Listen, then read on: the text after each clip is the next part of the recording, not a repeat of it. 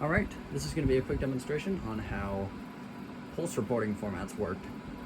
So that includes 3+1 format and 3+1 extended.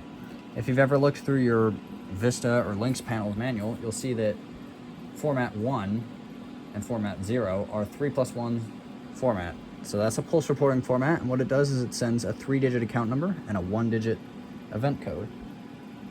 And if you look at reporting types 8 and 9, you'll see that that's 3+1 extended or expanded. I forget the exact term they use. Now, you may have wondered what this is, and I'm going to demonstrate that. So let me just show it on paper real quick. How this works is the original reporting was 3+1. You get a 3-digit account number, single-digit event code. That event code was these. So you would only get specifics if it was an alarm, and you would just get the zone number. Now, if it was a restore report or a trouble report, you would just know that that happened. You wouldn't know what zone number it was on. So here's the sequence of events. It just sends 015C twice. The receiver looks at those 2 rounds. It was the same, so it acknowledges. And really old receivers like an Ademco 660 would print out this 015C, 015C. Now Radionics receivers printed it out as account 15 closing report, so they would decode that. Now, extended 3+1, all it does is it sends the first report as normal, but then follows it up with a second event. And what it does is it takes the first digit. So that first event is the first digit of the whole event code it's going to transmit.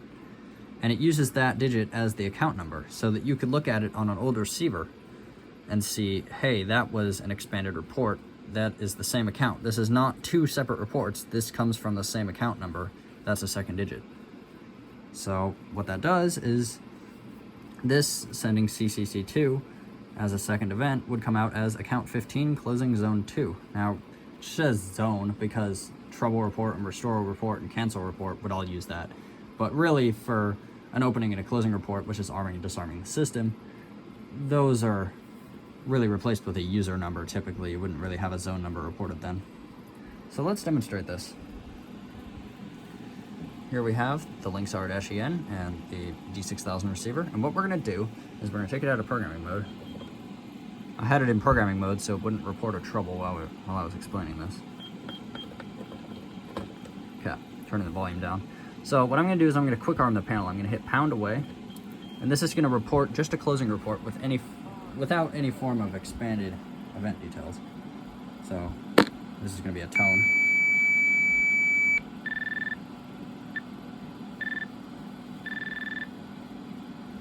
That was 015C.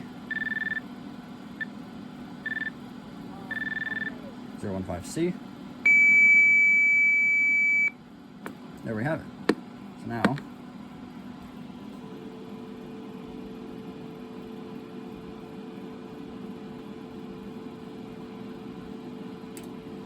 there we go. Yeah, so 015 closing.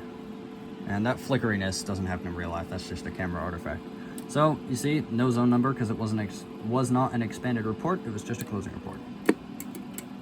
Now, if I disarm the system with user code number 3, for example, you will see it calls in and does the expanded reporting sequence.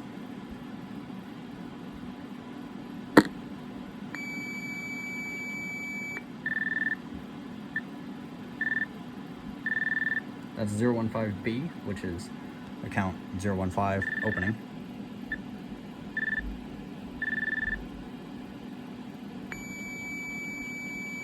That was the first event.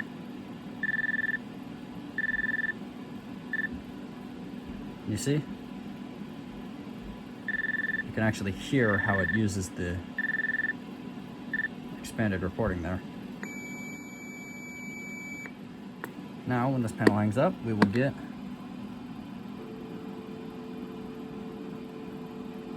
theoretically. Yeah, there we go. 015 zone 3 opening. So what that did is it sent an opening report but expanded it with number 3. And that was user code number 3. I don't know of any panel that reports a zone for an opening. That's not very typical. So that is how 3+1 and 3+1 extended work. So I think that's a pretty good idea, and whoever came up with that, props to you. That's really a good idea. So hopefully that explained this a little bit to anyone who was wondering how that functioned. But yeah, 3+1 extended reporting.